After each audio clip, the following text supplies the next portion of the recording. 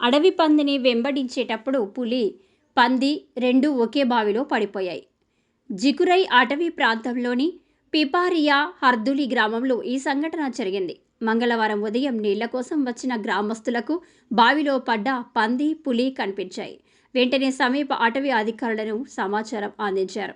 కాగా 4 గంటల పాటు శ్రమించి ఆ 2 జంతువుల్ని రక్షించారు ఫారెస్ట్ అధికారులు. 2 జంతువులు కలిసి ఉండడం వల్ల సహాయక చర్యలు కష్టంగా మారిందని reserve deputy director Rajneesh Kumar Singh అన్నారు.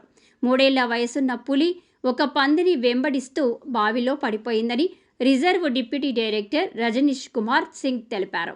అడవి పంది, పులి రెండూ బావిలో పడిపోయాయి. కానీ ఆ తర్వాత పులి కూడా తన ప్రాణాలను కాపాడుకోవడం గురించి ఆందోళనలో పడింది. తన ఆహారం గురించి మర్చిపోయింది. 2 జంతువులు ఎవరైనా తమను రక్షించేవారు వస్తారనే ఆశతో గంటలు తరబడి నీటిలో తేలుతూ వేచి ఉన్నాయి.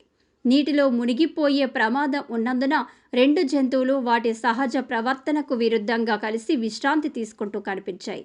ఇది చూసిన స్థానికులు కూడా ఆశ్చర్యపోయారు. అయితే రంగంలోకి దిగిన ఫారెస్ట్ రెస్క్యూ టీం ఒక పట్టె మంచానికి తాళ్లు కట్టి బావిలోకి దించారు. ఆ పులి, అడవి పంది ఆ మంచం మీదికి వెళ్లి ఊపిరి పీల్చుకున్నాయి. హైడ్రాలిక్ క్రేన్ బోను సాయంతో చివరికి వాటిని రక్షించారు. ఈ సహాయక చర్యల్లో దాదాపు 60 మంది సిబ్బంది పాల్గొన్నారు. రక్షణ తర్వాత chief wild life conservator Sagar జిల్లాలోని వీరంగ దుర్గావతి టైగర్ రిజర్వ్లోని నౌరదేహి వన్యప్రాణుల అభయారణ్యంలో పులిని విడిచిపెట్టాలని ఆదేశించారని సింగ్ తెలిపారు.